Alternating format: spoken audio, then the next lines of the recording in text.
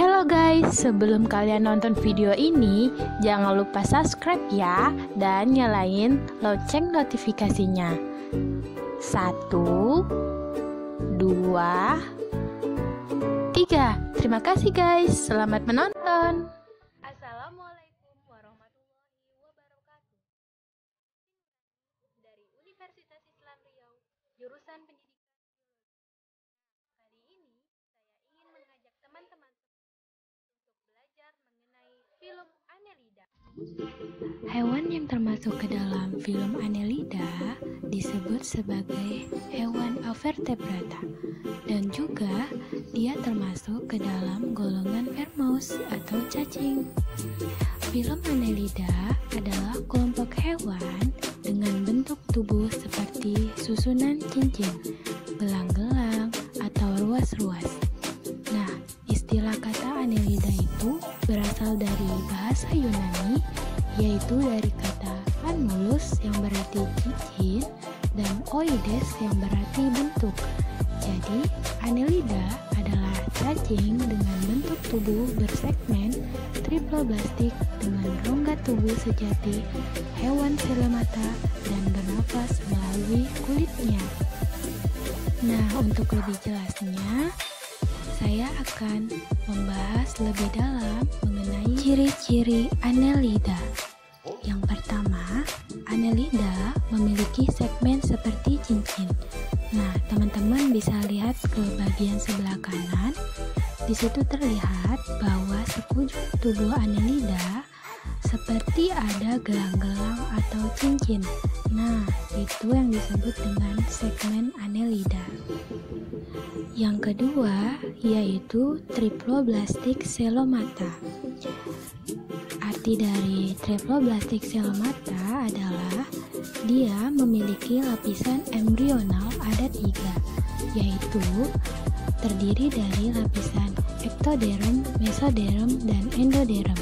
Jadi, lapisan embrional pada Annelida terdiri dari 3 bagian atau 3 lapisan. Kemudian, yang ketiga yaitu simetri bilateral. Nah, teman-teman tahu kan simetri bilateral itu apa? Jadi, simetri bilateral itu adalah jika teman-teman membelah atau menyayat cacing dari ujung kepala sampai ujung ekornya, maka sisi yang kanan dan sisi yang kiri itu besarnya akan sama atau akan simetri. Nah, itu yang disebut dengan simetri bilateral. Selanjutnya, ciri-ciri yang keempat yaitu sistem pencernaannya sudah lengkap. Jadi, pada Annelida ini teman-teman, sistem pencernaannya itu sudah lengkap. Selanjutnya, dia hemaprodit. Nah, apa sih hemaprodit itu? Jadi, hemaprodit adalah di dalam tubuh cacing tersebut terdapat 2 kelamin, yaitu kelamin jantan dan kelamin betina. Oh ya teman-teman, meskipun di dalam tubuhnya itu dia memiliki 2 kelamin jantan dan betina, ketika si Annelida ini melakukan reproduksi, dia masih butuh cacing yang lain. Jadi dia tidak bisa sendiri gitu ya. Dia masih butuh cacing lain ketika dia ingin bereproduksi. Kenapa?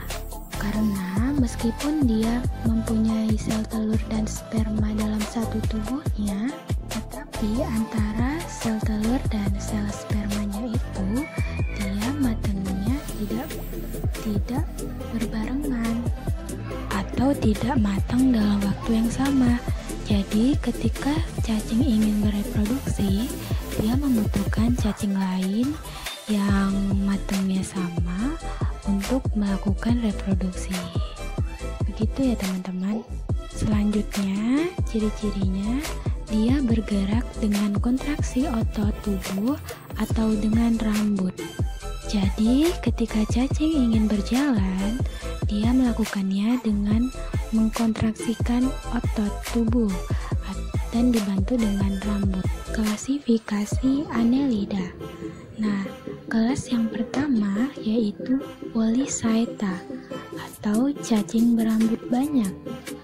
Untuk ciri-ciri yang pertama, yaitu di bagian kepalanya terdapat mata, tentakel, dan mulut.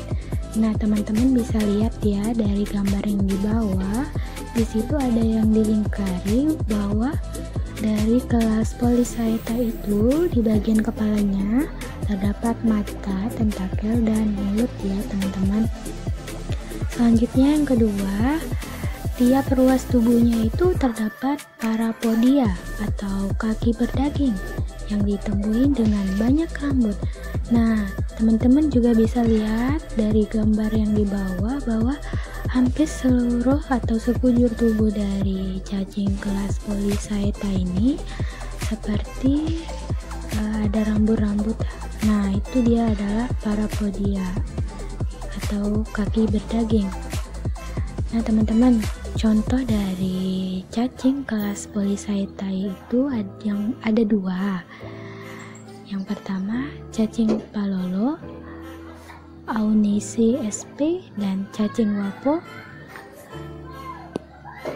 Nah, teman-teman, contoh dari cacing kelas Polychaeta ini yaitu cacing palolo atau nama latinnya Aunisi sp, dan cacing wawo Licidie oile. Nah, kedua cacing ini bisa dimakan loh teman-teman, bagi yang mau ya, tapi memang dia itu bisa dimakan.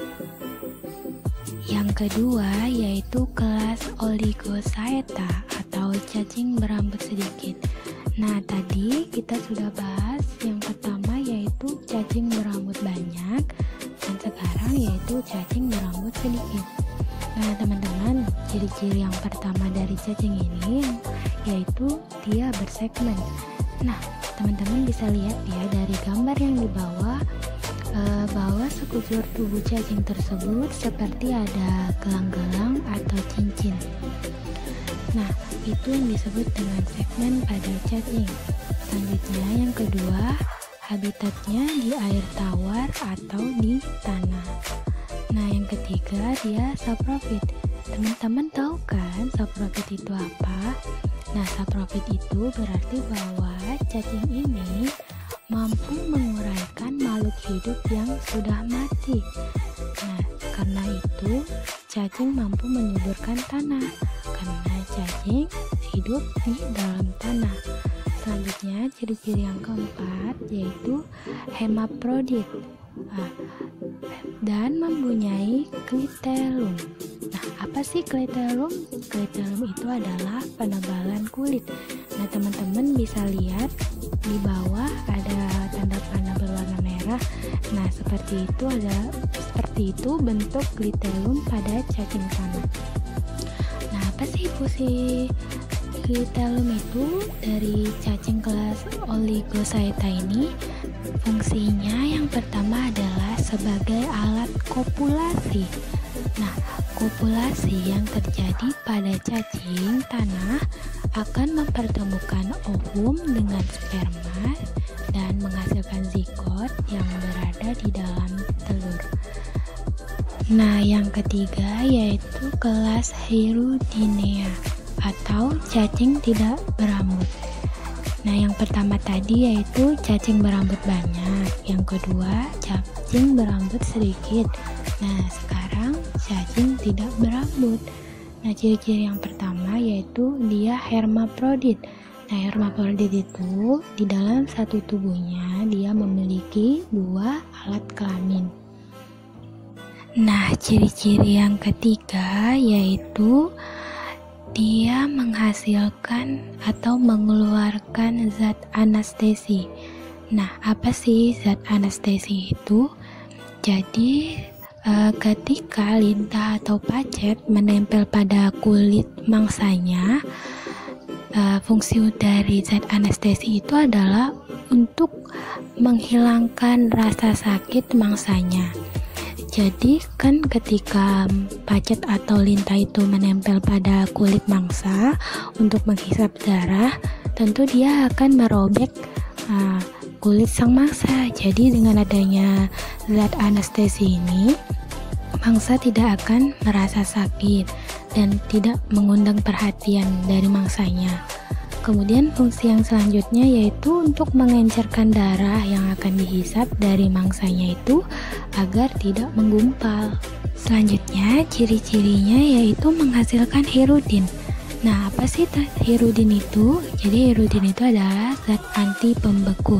Nah, ketika si lintah atau si pacet merobek kulit sang mangsanya dan menghisap darahnya, maka darah yang keluar itu tidak akan membengkak.